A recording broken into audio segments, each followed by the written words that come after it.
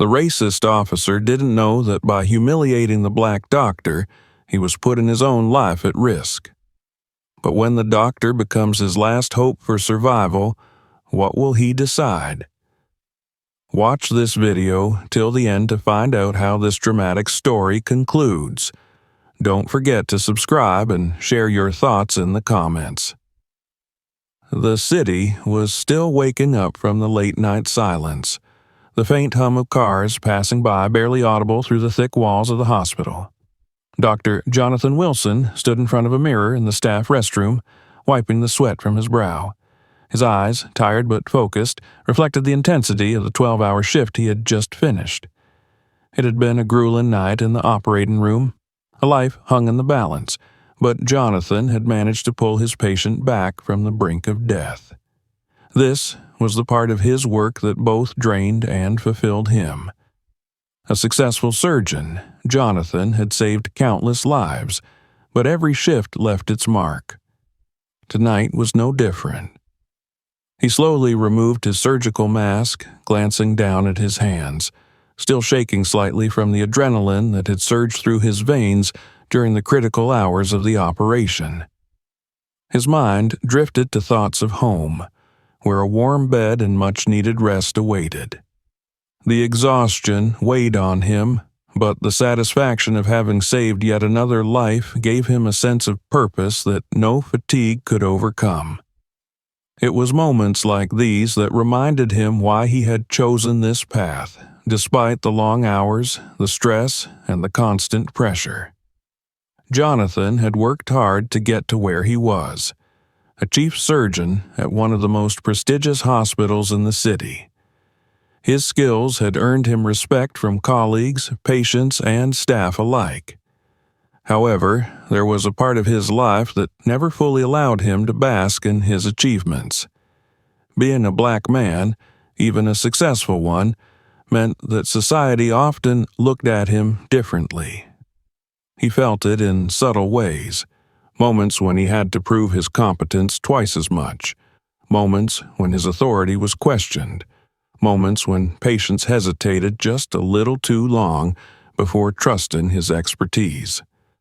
These experiences had been with him his whole life, but they had only intensified since he had achieved success in his field. Jonathan splashed cold water on his face, trying to shake off the heaviness in his chest. He wasn't one to dwell on these thoughts for too long. He had built a life based on hard work and integrity, and no matter how much the world wanted to see him as something less, he refused to let it dictate his identity. After changing out of his scrubs, Jonathan made his way to the hospital parking lot. The air was crisp, and the sky was a soft shade of blue as the sun began to rise. He checked his phone briefly. No missed calls, no urgent messages. It seemed like the world, at least for now, was at peace. He was ready to drive home, to collapse into his bed and let his mind drift into the bliss of sleep. Sliding into the driver's seat of his sleek black sedan, Jonathan exhaled deeply. He turned the key in the ignition, and the soft purr of the engine filled the car. The sound was almost meditative, a soothing reminder that soon he would be home. He adjusted the rearview mirror, glanced at the empty parking lot behind him, and slowly pulled out onto the quiet city streets. The roads were still mostly empty at this early hour. Jonathan's mind began to wander as he drove through familiar neighborhoods, thinking about the patients he had treated that night, the choices he had made, and the delicate balance between life and death that always hung over him. Despite the weight of his profession, Jonathan felt at peace. The hospital was where he belonged, where he could use his skills to make a difference. As the car moved through the city, his thoughts shifted to the news stories he had been following recently.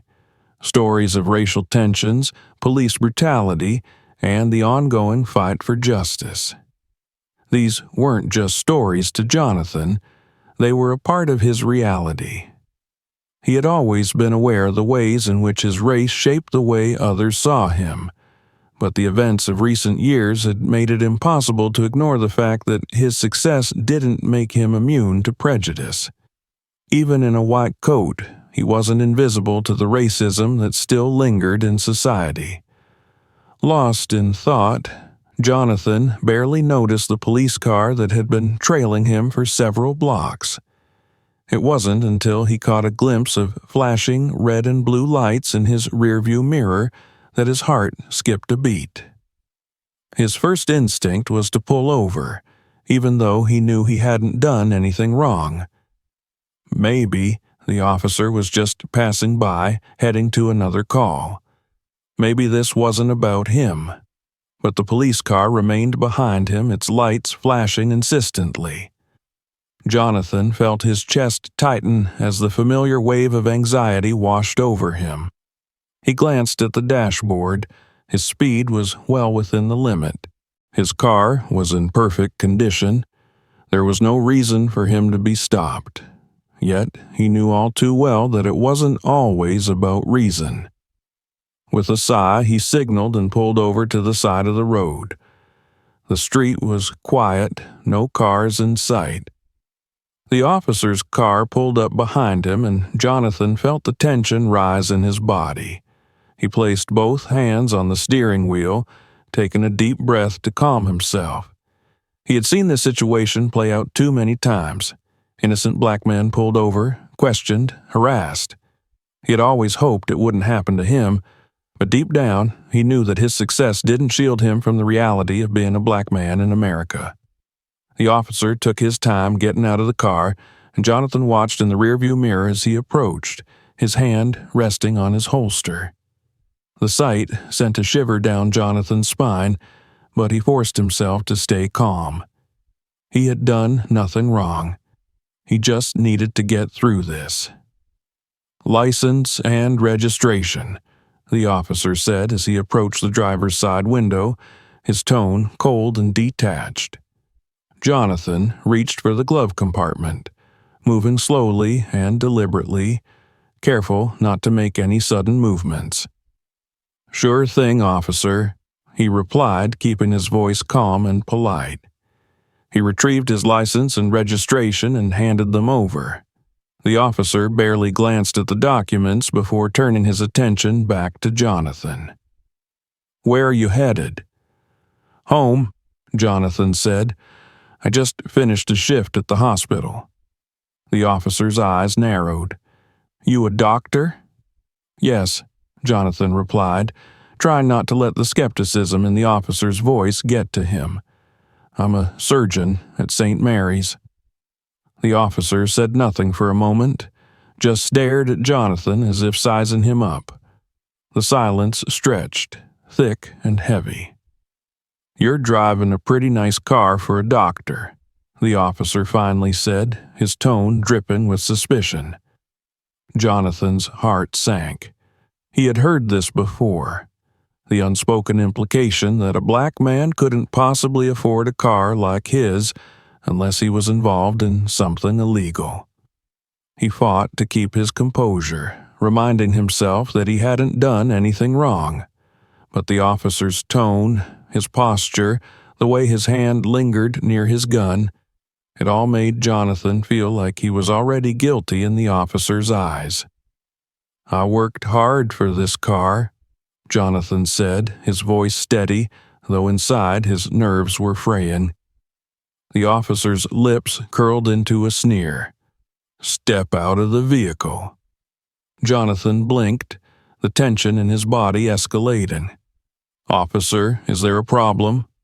"Step out of the vehicle," the officer repeated, his hand now resting fully on the butt of his gun.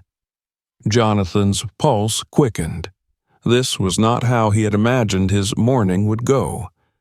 He had just saved a life a few hours ago, and now he was being treated like a criminal for simply driving home. But he knew better than to argue. Arguing could make things worse. Slowly, he unbuckled his seatbelt and opened the car door, stepping out into the cool morning air. He kept his hands visible, resisting the urge to clench them into fists. The officer's eyes followed his every movement, watching him like a predator sizing up its prey.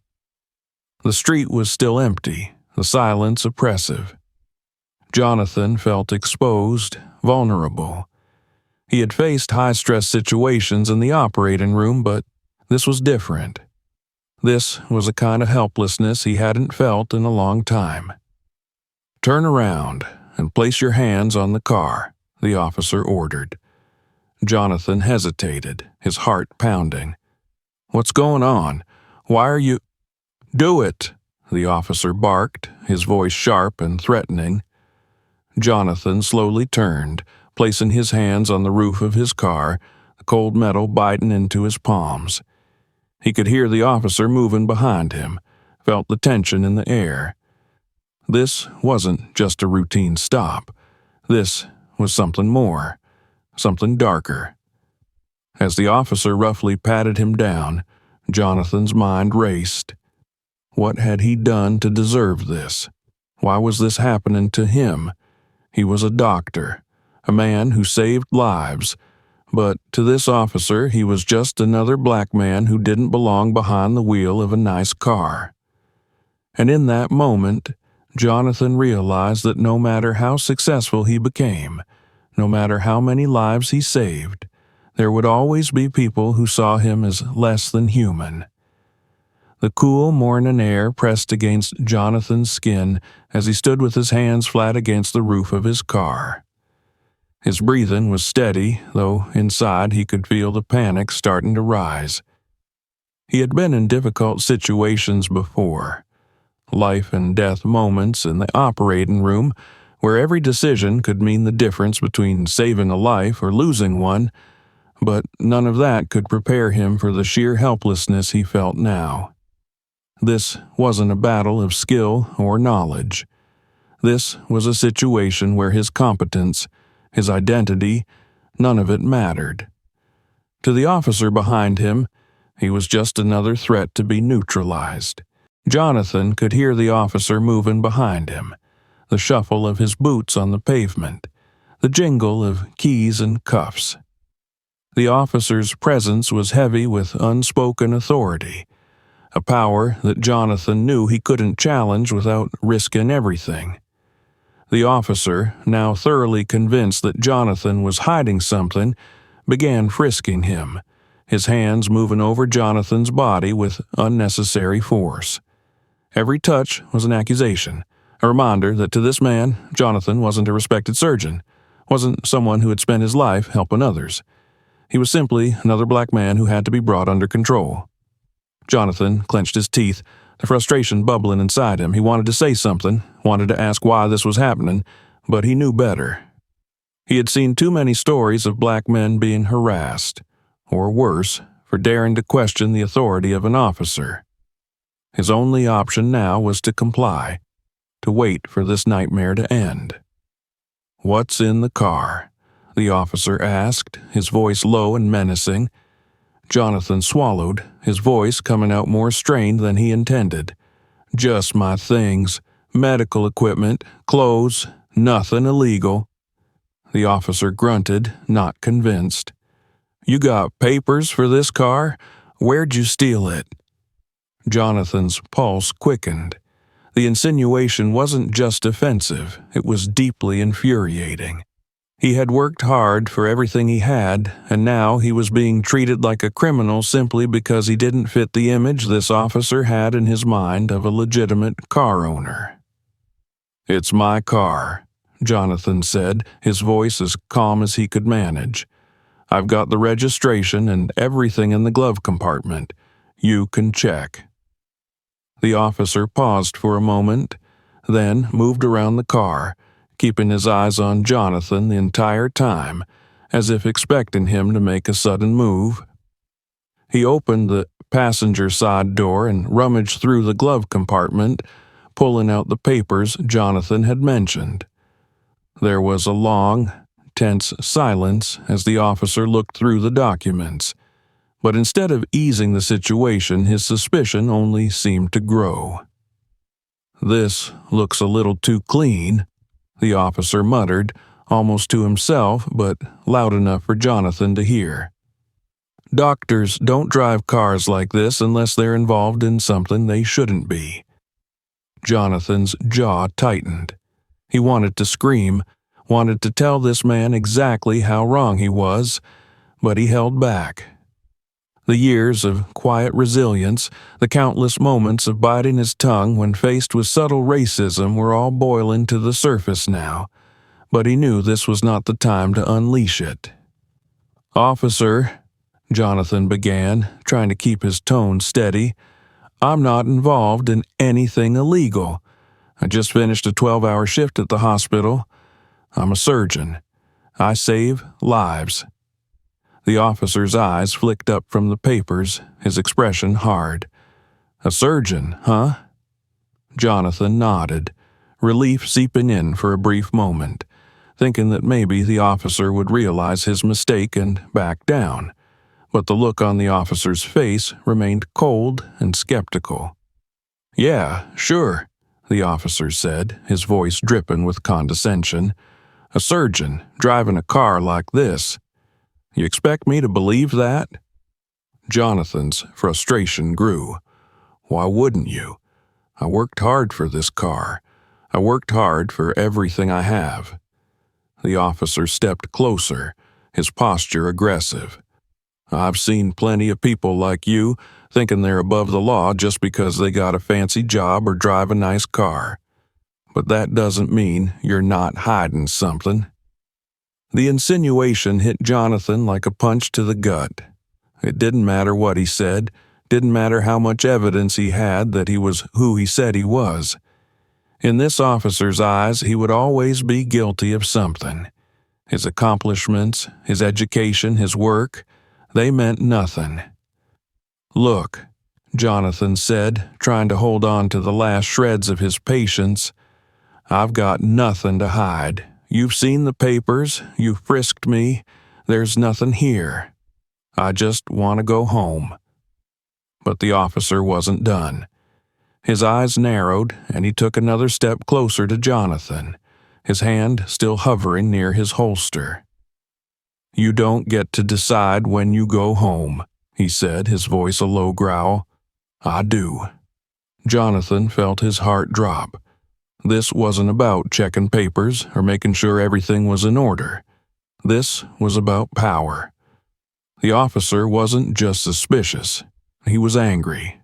Angry that someone like Jonathan existed. Someone who defied the narrative this man had built in his mind about black men in nice cars. And now he was asserting his dominance, making it clear that in this moment, Jonathan's fate rested entirely in his hands. The officer took the papers and threw them back into the car, his eyes never leaving Jonathan.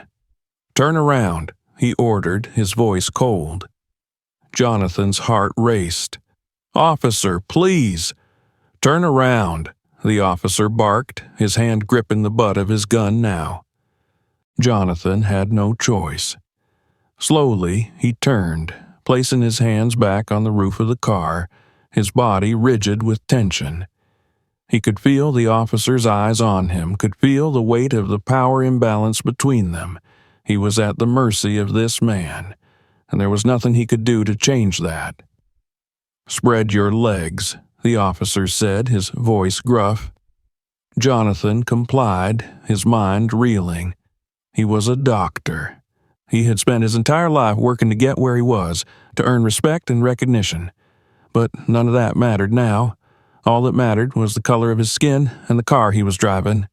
The officer began patting him down again, this time rougher, his hands moving with unnecessary force.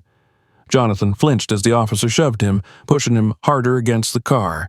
His breathing quickened, panic rising in his chest. This wasn't just a traffic stop anymore.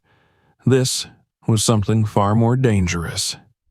"Where'd you say you work again?" the officer asked, his voice mocking. "St. Mary's," Jonathan said, his voice strained. "I'm a surgeon." "Right," the officer said, his tone dripping with disbelief. "A surgeon. You sure you didn't steal that white coat, too?" Jonathan bit his lip, the anger inside him reaching its breaking point.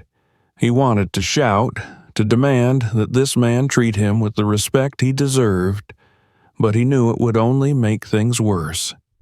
He was already being treated like a criminal for no reason. If he raised his voice, it could escalate into something far more dangerous. The officer finally stepped back, but the tension between them was still thick. He looked Jonathan up and down one more time as if searching for a reason to arrest him. "Get in the car," the officer said, his voice cold and authoritative. "I'm not done with you yet." Jonathan turned slowly, his heart pounding in his chest, and opened the driver's side door. His hands were trembling as he sat back in the car, the officer's eyes still fixed on him through the window. He could feel the weight of the officer's suspicion, the heavy judgment that had already been cast. For a few long moments, neither of them said anything. The silence was suffocating, the threat of violence hanging in the air. The officer leaned in, his face close to the open window. "You think just because you've got a nice car and some fancy degree you're untouchable?" he sneered. "I've seen guys like you before. You think you're better than everyone else, but you're not." Jonathan didn't respond. His mind was racing, trying to figure out how to de-escalate the situation without making it worse. He felt trapped, cornered by a man who had already made up his mind about him. "You might be a big shot at your little hospital," the officer continued, his voice full of contempt. "But out here, you're nothing." The words cut deep. Jonathan had heard things like this before, but never with such venom. He could feel the anger bubbling up inside him, but he forced himself to stay calm. Reacting now would only play into the officer's hands. "I don't think I'm better than anyone," Jonathan said quietly, his voice steady but strained. "I just want to go home." The officer stared at him for a long moment, his face unreadable. Then, without another word, he turned and walked back to his patrol car, leaving Jonathan sitting in the driver's seat, his hands gripping the steering wheel so tightly that his knuckles were white. Jonathan watched in the rearview mirror as the officer sat in his car, writing something on a clipboard. The tension in his chest didn't ease. He didn't know what would happen next, and that uncertainty gnawed at him. After what felt like an eternity, the officer finally got out of his car and approached Jonathan again. He leaned down to the window, his expression still cold. "You're free to go," he said, his tone flat, as if dismissing Jonathan from a trivial inconvenience. Jonathan exhaled slowly, the relief mixed with lingering anger. He reached for his keys, his hands still shaking as he started the engine. But just as he was about to drive away, the officer's voice stopped him. "Don't think this is over," the officer said, his voice low and threatening. "I'll be keeping an eye on you." Jonathan didn't respond. He didn't have the energy for it. All he wanted now was to get away, to escape the suffocating tension of this encounter. He put the car in drive and pulled away, the officer's cold eyes following him in the rearview mirror until he turned the corner. As the city streets opened up in front of him, Jonathan's mind was still reeling from the encounter. The weight of what had just happened pressed down on him, heavier than he had expected. No matter how much he tried to ignore it, the reality of being a black man in America had just slapped him in the face again. And he knew, deep down, that this wouldn't be the last time.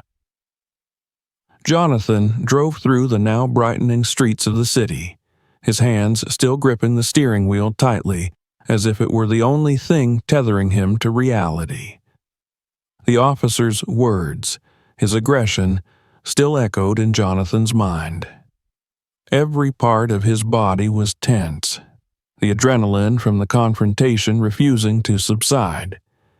His heart raced, not because of what had happened, but because he couldn't shake the feeling that this wasn't over. He kept glancing in his rearview mirror, half expecting to see the police car tailing him again. He knew the officer was still somewhere back there, lurking, watching. Jonathan tried to steady his breath, to calm the whirlwind of thoughts spinning in his mind, but the anxiety gripped him hard. This wasn't just about a traffic stop gone wrong. This was about his entire existence being called into question. As he drove, his mind wandered back to the events of the past few minutes. No matter how composed and calm he had tried to be, none of it had mattered. The officer had already made up his mind about him the second he saw Jonathan's face, his car, his skin. Jonathan had spent years building a life where he could be judged by his actions, his skills, and his dedication.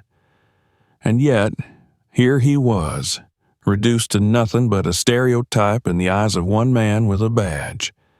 Jonathan let out a heavy sigh, trying to push the anger down. He had faced racism before, in subtle glances, in offhanded comments, in the assumptions that people made about his abilities. But this was different. This was raw, unfiltered hatred, and it had been directed right at him without hesitation. His phone buzzed on the passenger seat, snapping him out of his thoughts. He glanced at it briefly, seeing a message from his colleague, Dr. Alan Morris, asking about a post-operative case they had worked on together. Jonathan knew he should respond, knew he needed to get his mind back into the realm of medicine and professionalism, but he couldn't bring himself to reach for the phone just yet. He needed space, time to process what had just happened. As he turned onto a quieter street, closer to his neighborhood, a flood of relief washed over him. Home was near, and with it, the promise of rest and temporary escape. But that sense of security was short-lived. Just as he started to feel the tension easing from his shoulders, the unmistakable red and blue lights flashed in his rearview mirror again. Jonathan's heart dropped. No, not again. He pulled over, his breath catching in his throat. The same car, the same officer. Jonathan watched in disbelief as the officer slowly got out of the car and walked toward him, the weight of his authority heavy in the air. This time, there was no doubt in Jonathan's mind. This wasn't just a routine check. This was harassment. Jonathan took a deep breath and rolled down his window as the officer approached. "Step out of the car," the officer ordered coldly, without any greeting or explanation. Jonathan's pulse quickened. "Officer, I don't understand what this is about. You've already checked my license and registration. Step out of the car." The officer's voice was sharp, each word more threatening than the last. Jonathan felt a surge of panic, but he knew better than to argue. Slowly, he unbuckled his seatbelt and opened the door, stepping out onto the sidewalk. His mind raced as the officer moved toward him, his hand once again resting on his holster. "What is this about?" Jonathan asked, trying to keep his voice steady, though fear was clawing at his insides. "I haven't done anything wrong." The officer stepped closer, his presence looming. "You match the description of someone we're looking for. Dark skin, expensive car, suspicious behavior." Jonathan's stomach dropped. He couldn't believe what he was hearing. "Are you serious? You just stopped me 5 minutes ago. You know I'm not involved in anything." But the officer wasn't listening. His eyes were filled with the same cold suspicion as before, but now there was something more dangerous there. The power dynamics had shifted completely, and Jonathan knew he was caught in a game he couldn't win. The officer reached out and roughly grabbed Jonathan by the arm, twisting it behind his back. Jonathan winced at the sudden pain, instinctively trying to pull away, but the officer's grip tightened. "Hey, what are you doing?" Jonathan shouted, his voice rising as panic set in. I haven't done anything wrong." The officer shoved Jonathan against the side of the car, pinning him there with his knee pressed painfully into his back. Jonathan's mind raced. He could barely breathe, his chest crushed against the cold metal of the car. This was it. He had seen this play out in countless news stories, but never imagined it would happen to him. The officer reached for his radio, speaking into it with an air of cold indifference. "I've got a suspect. Bringing him in." Jonathan's heart pounded in his ears. "Suspect? For what? I haven't done anything." His voice cracked with desperation. The officer yanked Jonathan upright by the cuffs, forcing him to stand. The pain shot through his wrists as the cuffs dug into his skin, but that was nothing compared to the humiliation. The people passing by on the street were staring, their faces filled with a mixture of curiosity and fear. Some pulled out their phones, recording the scene, but no one stepped in. No one asked what was happening. They just watched. Jonathan tried to catch his breath, his mind a whirlwind of confusion and anger. "You've got this all wrong. I'm a doctor. I'm a surgeon at St. Mary's," he shouted, but the officer barely reacted. "You think that matters to me?" the officer sneered. "Doctors don't get a free pass, especially not ones like you." Jonathan's blood boiled. Ones like you? There it was again, that thinly veiled racism. He was nothing to this man. His profession, his success, his identity, they meant nothing. The officer shoved him toward the patrol car, opening the back door and pushing him inside.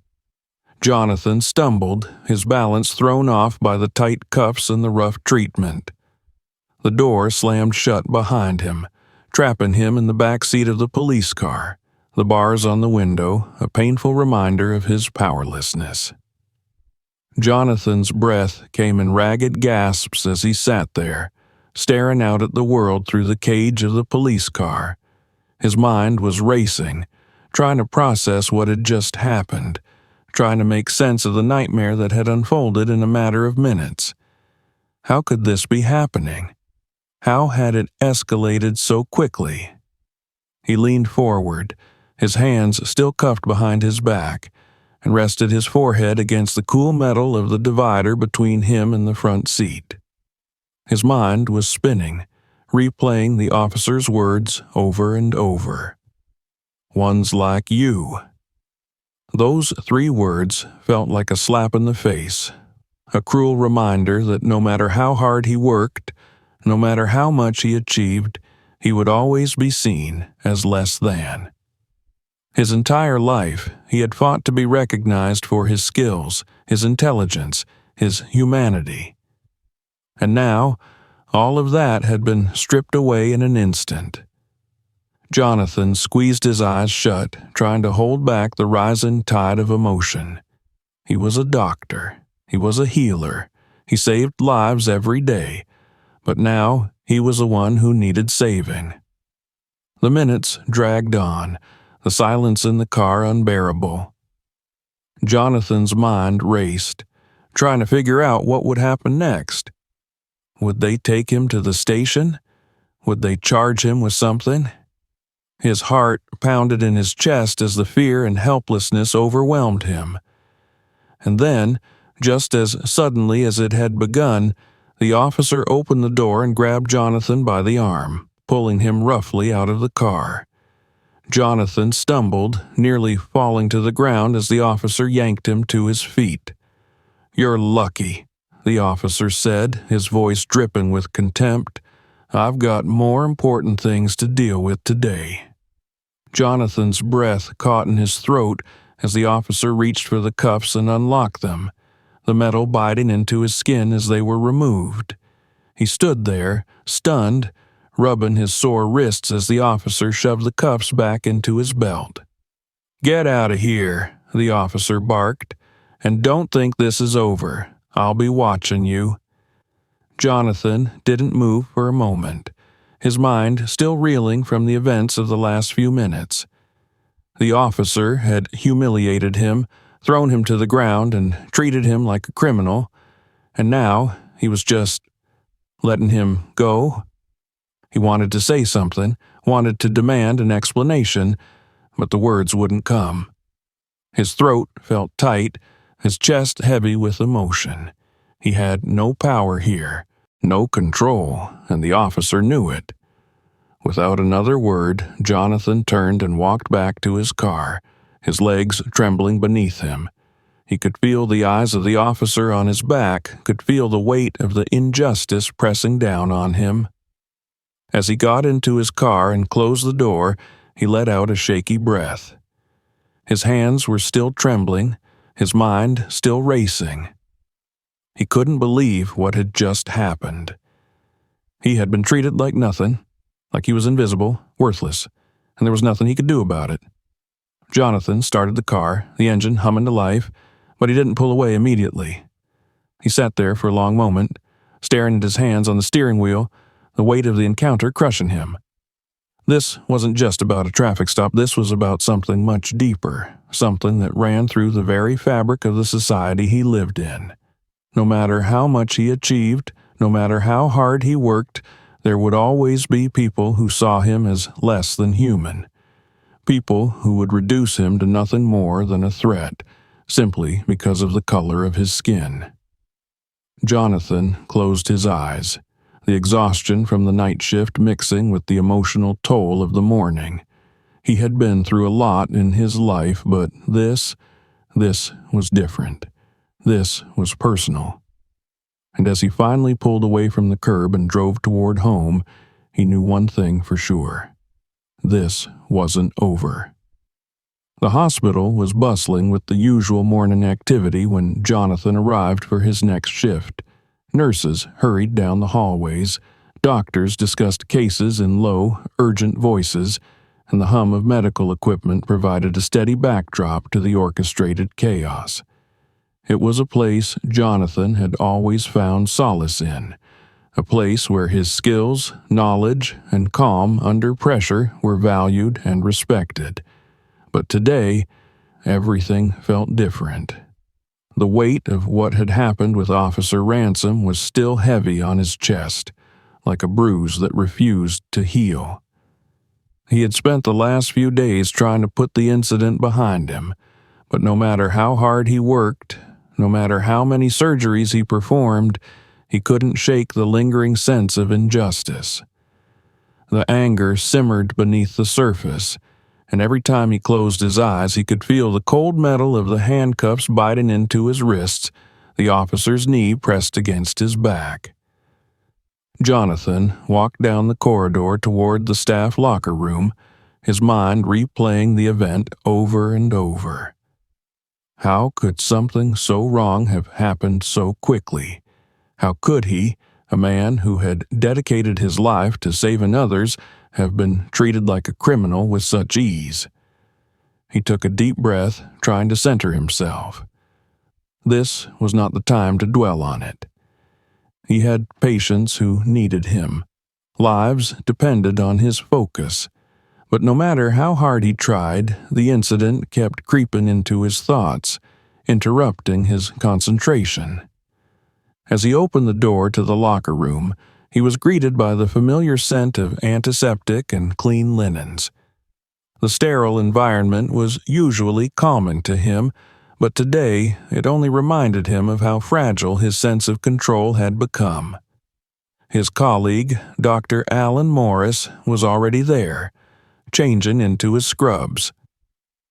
Alan was one of the few people Jonathan trusted in the hospital, someone who had always treated him with respect and camaraderie. They had worked together on many difficult cases, and there was an unspoken bond between them, built on mutual trust and understanding. "Morning," Alan said, glancing up from his locker. "You good for today? We've got a tough one coming in. Young guy, motorcycle accident, looks like internal bleeding. We're up in 30. Jonathan nodded, forcing himself to focus. "Yeah, I'm good," he replied, though the words felt hollow. He wasn't good. He hadn't been good for days, but this was his job. This was where he belonged, and he couldn't let what had happened interfere with that. Alan studied him for a moment, his brow furrowing. "You sure? You seem off." Jonathan hesitated, considering whether to tell Alan what had happened, but something held him back. Maybe it was pride.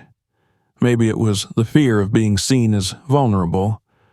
Or maybe it was just the exhaustion of explaining something that felt so deeply personal. "I'm fine," Jonathan said, turning to his locker and quickly changing into his scrubs. "Just a long night." Alan didn't press the issue, but Jonathan could feel his colleague's concern lingering in the air. They had been through enough together for Alan to know when something was wrong, but Jonathan wasn't ready to talk about it yet. Not here. Not now. They headed toward the operating room, the sound of the hospital's controlled chaos enveloping them. Jonathan tried to shake off the heaviness in his chest, focusing instead on the task ahead. Surgery had always been his escape, the place where everything else faded away and all that mattered was the life in front of him. He needed that now more than ever.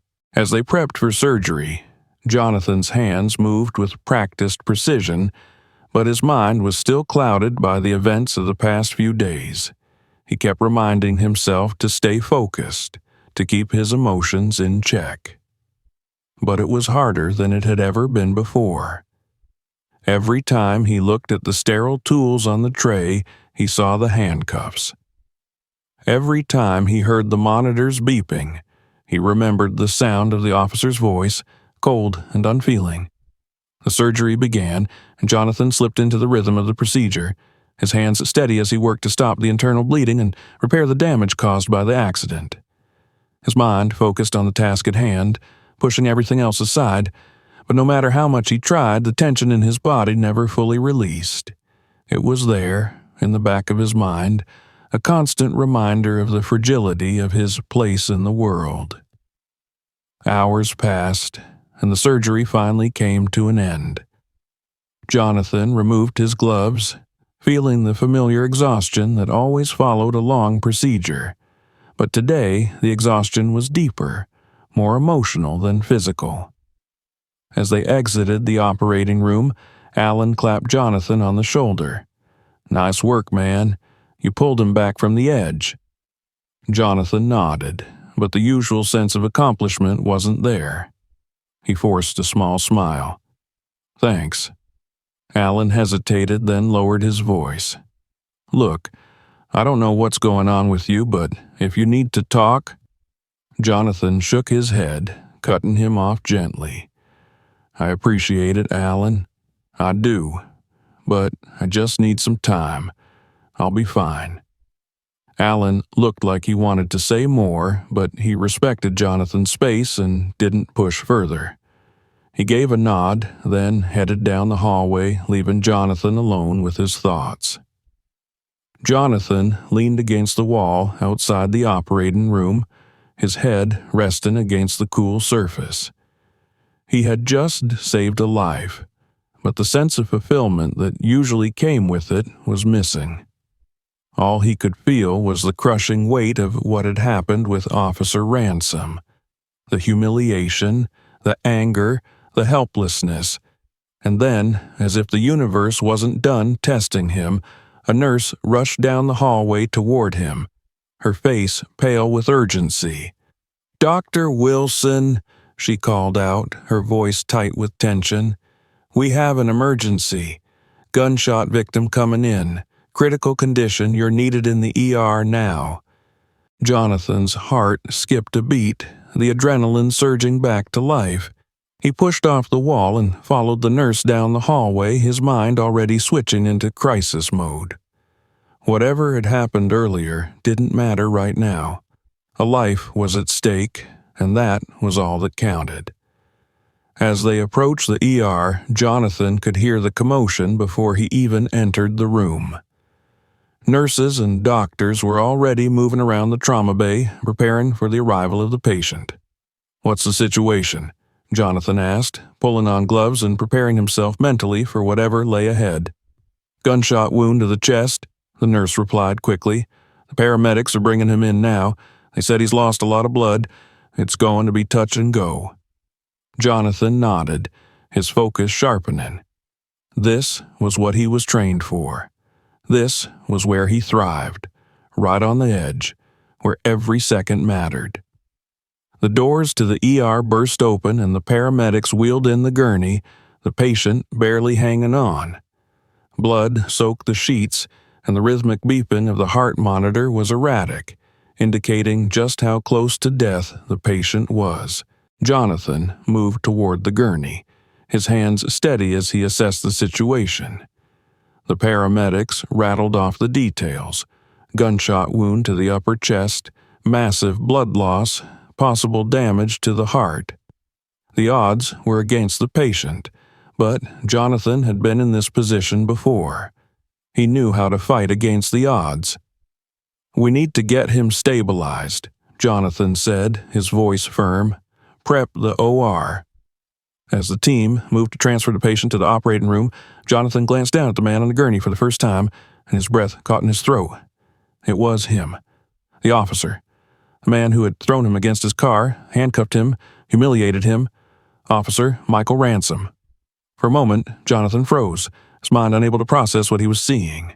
The man lying before him, barely clinging to life, was the same man who had treated him like he was nothing just a few days ago.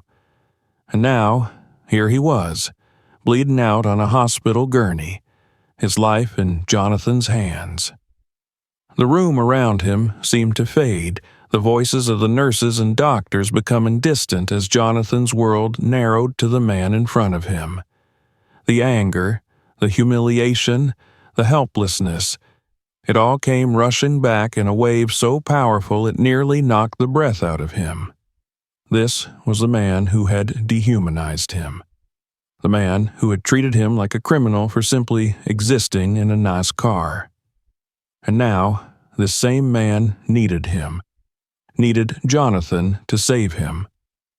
For a split second, Jonathan's mind raced with thoughts of revenge, of letting this man suffer as he had suffered. The temptation was there, deep in the recesses of his anger, but it was fleeting, disappearing as quickly as it had come. Jonathan was a doctor. He had taken an oath to save lives, no matter whose they were, no matter what had been done to him. And, despite everything, he couldn't turn his back on that oath. He took a deep breath, forcing the emotions down, burying them beneath the professionalism he had cultivated over years of practice. This wasn't about what had happened between them. This was about saving a life. "Let's move," Jonathan ordered, his voice steady and authoritative. "We're running out of time." The team sprang into action, wheeling Officer Ransom toward the operating room, the chaos of the hospital filling the space around them once more. Jonathan followed, his mind laser-focused on the task ahead. The next few hours would be critical, and Jonathan knew that, regardless of what had happened between them, he would do everything in his power to save the man who had tried to break him, because that was who he was. The operating room was a whirlwind of motion, the sterile air thick with urgency as Jonathan and his team worked to stabilize Officer Michael Ransom. The harsh overhead lights illuminated the scene, blood pooling beneath the gurney, surgical tools clattering into the waiting hands of nurses, the beeping monitors offering an unsettling soundtrack to the life-or-death struggle unfolding on the table. Jonathan stood at the head of the operation, his hands moving with the steady precision that had earned him the respect of his peers. He had performed hundreds of surgeries like this before, but none had ever carried the same emotional weight as this one. None had ever forced him to confront the core of who he was and what he stood for in such an intense, personal way. Every time he glanced down at the man on the table, the memories of that day came rushing back. Officer Ransom's cold, dismissive tone, the rough way he had handled Jonathan, the condescending sneer on his face as he treated him like a criminal. Jonathan could still feel the sting of the handcuffs biting into his wrist, the weight of the officer's knee pressing him into the hard pavement. Those memories threatened to overwhelm him, but Jonathan pushed them aside, focusing instead on the task at hand. This wasn't about revenge. This wasn't about what had happened between them. This was about saving a life. Jonathan had taken an oath, and he wasn't about to let his personal feelings interfere with that. Not now. Not ever. "Scalpel," Jonathan said, his voice calm and authoritative despite the turmoil raging inside him. The nurse handed him the tool, and Jonathan made the first incision, his hands steady as he worked to repair the damage caused by the gunshot wound. Blood seeped from the wound, staining the white sheets beneath Ransom, but Jonathan's focus remained unbroken. He had to stop the bleeding. He had to stabilize the officer's vitals. He had to give this man a chance to live, no matter how undeserving he might seem in Jonathan's eyes. Hours passed in a blur of tense concentration.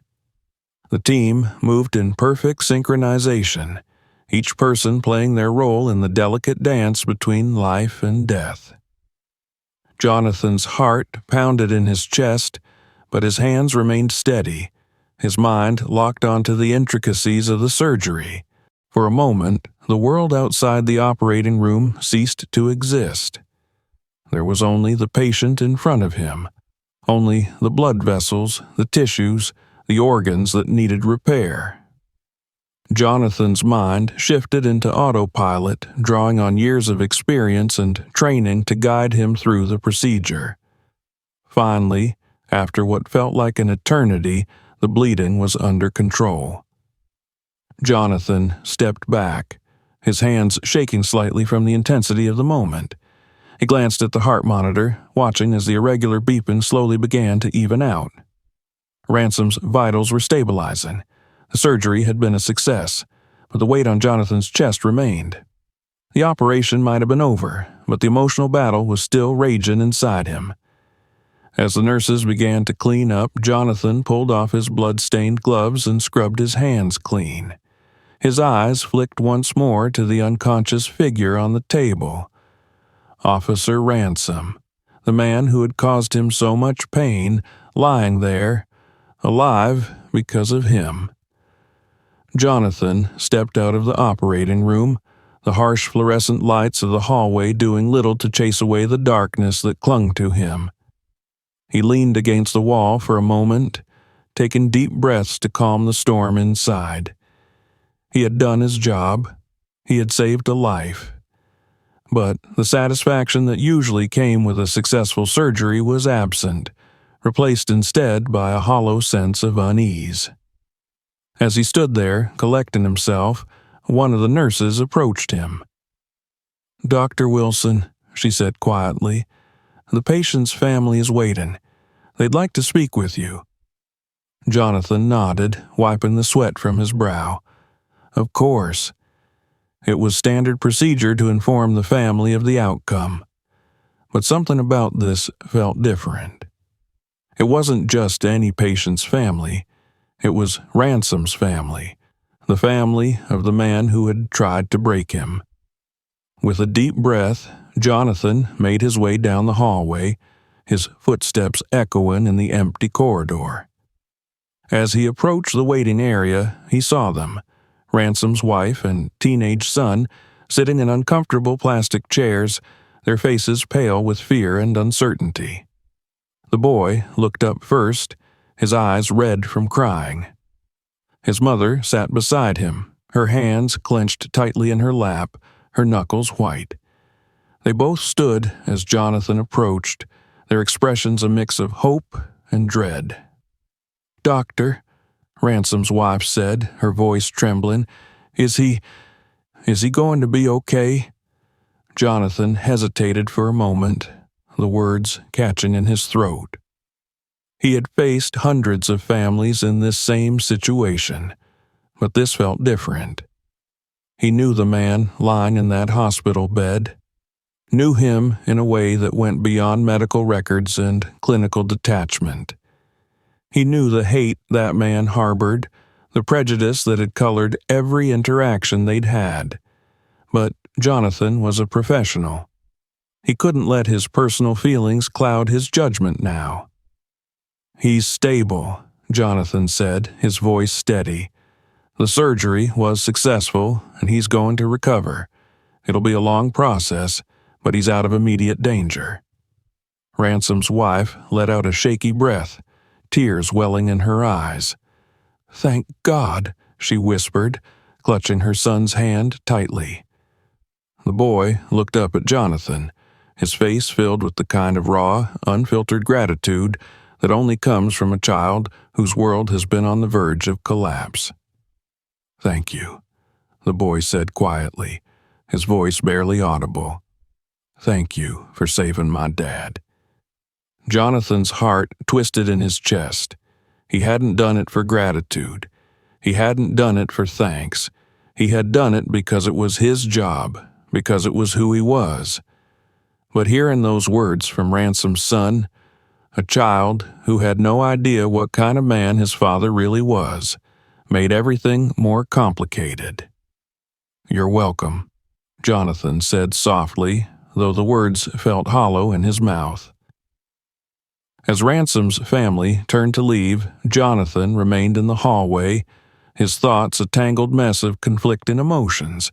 He had saved a life, but the man he had saved had almost destroyed his. And yet, Jonathan had done it anyway. Not because he was obligated to, but because deep down he couldn't let himself become the kind of person who let hate dictate his actions.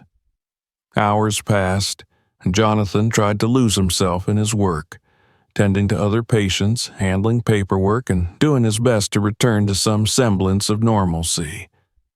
But the image of Ransom lying on that operating table haunted him. It wasn't just that he had saved a man who had treated him like garbage. It was that he had done it without hesitation. And that scared him, because it meant that even after everything, Jonathan still believed in the possibility of redemption. As the day turned into night, Jonathan finally allowed himself a moment to rest. He found a quiet corner of the hospital, away from the noise and the chaos, and sat down, letting his mind wander. His phone buzzed in his pocket, and when he pulled it out, he saw a message from Alan. "Hell of a day, huh? Need a drink?" Jonathan considered it for a moment. The idea of unwinding with a friend sounded appealing, but he wasn't ready to face the world outside just yet. Not after everything that had happened. Instead, he typed a quick response. "Thanks, but I think I need some time alone. Let's catch up later." As Jonathan sat there, the exhaustion finally catching up to him, he heard footsteps approaching. He looked up and saw a familiar face, the last person he ever expected to see standing before him. It was Officer Ransom. The man looked different now, pale, weak, barely able to stand on his own. He leaned heavily on the crutches he had been given, his eyes dull with the weight of everything he had been through. But there was something else there, too. Something Jonathan hadn't seen before. Regret. "Dr. Wilson," Ransom said, his voice hoarse and strained. Can I talk to you for a minute?" Jonathan stared at him, his mind reeling. This was the man who had humiliated him, who had treated him like he was less than human. And now, here he was, asking for a conversation. For a moment, Jonathan wanted to turn away, to leave this man standing there in the hallway without a word. But something inside him, something deeper, something that went beyond his anger, compelled him to stay. Ransom took a step closer, his crutches creaking under his weight. I don't know how to say this, he began, his voice barely above a whisper, but I owe you an apology. Jonathan felt his pulse quicken. An apology? From this man? I know what I did to you, Ransom continued, his eyes fixed on the floor. That day on the street, I was wrong. I was so wrong. And now I'm standing here because you saved my life. The words hung in the air between them, heavy and awkward. Jonathan didn't know what to say. He had imagined this moment 1,000 times, but now that it was here, it didn't feel the way he thought it would. I didn't do it for you, Jonathan said quietly, his voice steady but firm. I did it because it's my job, because that's who I am. Ransom nodded slowly, his face crumpling with guilt. I know, he whispered. I know, but that doesn't change the fact that you saved me. And His voice broke, and for the first time, Jonathan saw the man behind the badge, a man who had been broken by his own hatred, his own prejudice. I'm sorry, Ransom said, tears welling in his eyes. I'm so sorry for what I did to you. Jonathan stared at him for a long moment, the emotions swirling inside him too complex to untangle. He had spent so long holding on to the anger, the hurt. But now, standing here in front of this broken man, he realized that the only way to truly move forward was to let it go. I forgive you, Jonathan said, the words surprising even himself. But that doesn't mean I forget. What you did, it hurt me, and it hurt others like me, but I can't carry that weight anymore. Ransom nodded, his tears spilling over as he looked up at Jonathan with something that resembled hope. Thank you, Ransom whispered, his voice cracking with emotion. Thank you for saving me, and thank you for this. Jonathan didn't respond. There was nothing more to say. He had made his peace with the situation, and now it was time to move on. As Ransom turned and walked away, Jonathan felt a strange sense of relief wash over him. He had faced the man who had tried to break him, and he had come out stronger on the other side. He had saved a life, yes, but more importantly, he had saved himself. The hospital corridors were quieter now, the hum of the day's activity fading as the evening took over. Jonathan remained seated in the same quiet corner where he had spoken with Officer Ransom, his mind still processing the unexpected conversation. The apology, the regret in Ransom's voice, and the tears had left Jonathan conflicted. For so long, he had carried the weight of the anger, the humiliation from that day. But now that Ransom had apologized, Jonathan felt something different. A release. He wasn't sure if the release was from Ransom's apology or from his own decision to forgive, but he felt lighter, as if the invisible chains that had been binding him since that fateful day had loosened. He had confronted his anger head-on and had made a choice. Jonathan had always believed in justice, in fairness, and in redemption, but the road to forgiveness had never been easy. Now, as he sat there, he understood something that had eluded him for days. Forgiveness wasn't about letting Ransom off the hook. It was about freeing himself from the burden of hatred and pain.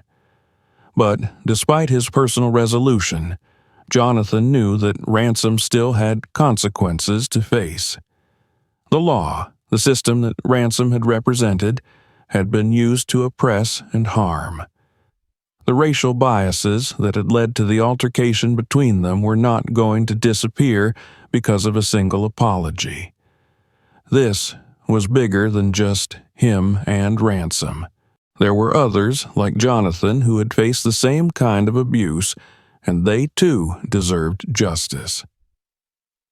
As Jonathan stood up to leave the hospital, his phone buzzed in his pocket. He pulled it out and saw a message from his lawyer, a reminder about the case that had been building ever since the day of his unlawful arrest. Jonathan had filed a complaint against the police department after the incident, seeking legal action not just for himself, but to expose the deep-seated prejudice within the system. It wasn't about revenge, it was about accountability. Jonathan took a deep breath, feeling a renewed sense of purpose. The conversation with Ransom had given him some peace, but it hadn't changed the fact that what had happened to him, and to countless others, was part of a much larger problem. He needed to see this through.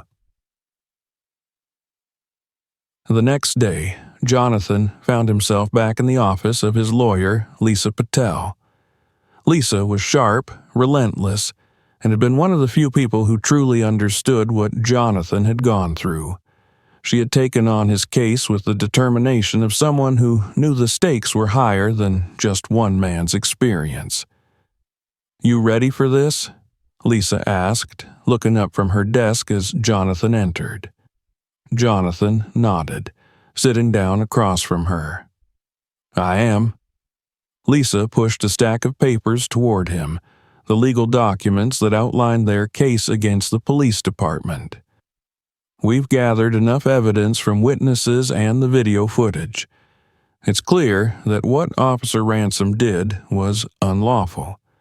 The department's racial bias policies are flimsy at best, and this incident is going to bring a lot of things to light. You're doing the right thing." Jonathan looked at the documents, feeling the weight of what lay ahead. "I know it's the right thing," he said quietly. "It's just complicated." Lisa's expression softened. "I get it. You saved the guy's life. That's gotta mess with your head." Jonathan nodded slowly. "It does. But this isn't just about him. It's about the system that allows this kind of thing to happen over and over again. If I don't fight for change, nothing will get better." Lisa leaned back in her chair, her eyes studying him. "You're one of the strongest clients I've ever had, Jonathan. What you're doing takes guts. Most people would have let this go, but you're pushing for something bigger. That takes real strength." Jonathan didn't feel particularly strong. He felt tired, emotionally drained from everything that had happened. But he knew that this fight was necessary. It wasn't just for him. It was for every person who had been wrongly profiled, humiliated, or mistreated by those in power. "I just want things to be different," Jonathan said. "I don't want the next person in my position to go through what I did." Lisa nodded, flipping through the documents. "Well, we've got a solid case. The department is going to have a hard time defending their actions, especially with the video footage we have. This is going to get attention, Jonathan, and I don't just mean in the courtroom. The press is going to be all over this." Jonathan had expected as much. Ever since the video of his arrest had surfaced online, people had been talking about it. There had been a wave of outrage, particularly from the black community, but there had also been a disturbing amount of people defending the officer's actions, claiming that Jonathan must have done something to provoke the arrest. The polarizing responses were a stark reminder of how divided the country was when it came to issues of race and policing. But Jonathan couldn't let that deter him. He had come too far to back down now. "Let them talk," Jonathan said. "The more attention this gets, the more people will understand how deep this problem runs." Lisa smiled. "That's the spirit. I'll keep you updated as we move forward. This is going to be a long battle, but I'm confident we can win." Jonathan left her office feeling a renewed sense of determination. The path ahead wasn't going to be easy, but he was ready for it. He had faced worse and come out stronger. Now it was time to use his strength to fight for justice, not just for himself, but for the countless others who had been silenced by the system. Weeks passed, and the case moved forward. The media picked up the story, and soon Jonathan's name became a rallying cry for those fighting against police brutality and racial profiling. His face appeared in news articles and television segments, his story resonating with those who had faced similar injustices. Jonathan hadn't set out to become a public figure, but his fight for justice had made him one. One afternoon, as Jonathan was preparing for yet another surgery, he received a visitor. It was Officer Ransom. Jonathan hadn't seen him since their conversation in the hospital, and the sight of him standing in the doorway brought a flood of emotions back. Ransom looked different now, more fragile, more human. His uniform was gone, replaced by casual clothes that made him seem smaller, less imposing. He held a file in his hand, and his expression was a mixture of guilt and determination. "Dr. Wilson," Ransom said quietly, I wanted to give you this." He handed Jonathan the file, his hands trembling slightly. Jonathan took it, opening it to find a signed statement from Ransom, detailing the events of the day he had arrested Jonathan and admitting to his misconduct. "I'm resigning from the force," Ransom said, his voice thick with emotion. "I don't deserve to wear that badge anymore. I've hurt too many people. But I'm going to do what I can to make it right. I'm going to testify in your case. I'll tell the truth about what happened." Jonathan looked at the statement, then back at Ransom. He hadn't expected this, not after everything that had happened. But here it was, the final piece of the puzzle. Ransom was facing the consequences of his actions, not just because of Jonathan's case, but because he had finally come to terms with who he had been and what he had done. "Thank you," Jonathan said, his voice quiet but sincere. "I appreciate this." Ransom nodded, his eyes downcast. "I don't expect forgiveness," he said, "but I want you to know that I'm trying to change. I don't want to be that person anymore." Jonathan didn't say anything for a moment, letting the weight of Ransom's words settle. Change was possible, he knew that, but it wasn't easy. And while Ransom's actions couldn't erase what had happened, they were a step in the right direction. "I believe in second chances," Jonathan finally said, "but they have to be earned. Keep working on it." Ransom nodded, his eyes filled with gratitude and something close to relief. He turned to leave, but before he walked out the door, he looked back at Jonathan. "You're a good man, Dr. Wilson," Ransom said. "A better man than I'll ever be." With that, he left, leaving Jonathan standing there with the signed statement in his hands. It was a small victory in a much larger battle, but it was a victory nonetheless. The case went to trial a few months later, and with Ransom's testimony, Jonathan's case against the police department was strong. The jury ruled in his favor, and the department was held accountable for their actions. Policies were reformed, and the case became a catalyst for change within the community. But for Jonathan, the real victory wasn't in the courtroom. It was in the fact that he had faced his demons, had stood up for what was right, and had emerged stronger. He had restored justice, not just for himself, but for others like him. And in the end, that was what mattered most. Thank you for watching. If you enjoyed this story, make sure to hit that subscribe button and turn on notifications so you don't miss out on our next videos. We have many more powerful and emotional stories coming your way. And don't forget to check out our other videos. There are even more unexpected twists and life-changing moments waiting for you. Share your thoughts in the comments below and let us know what you would do in this situation. See you in the next video.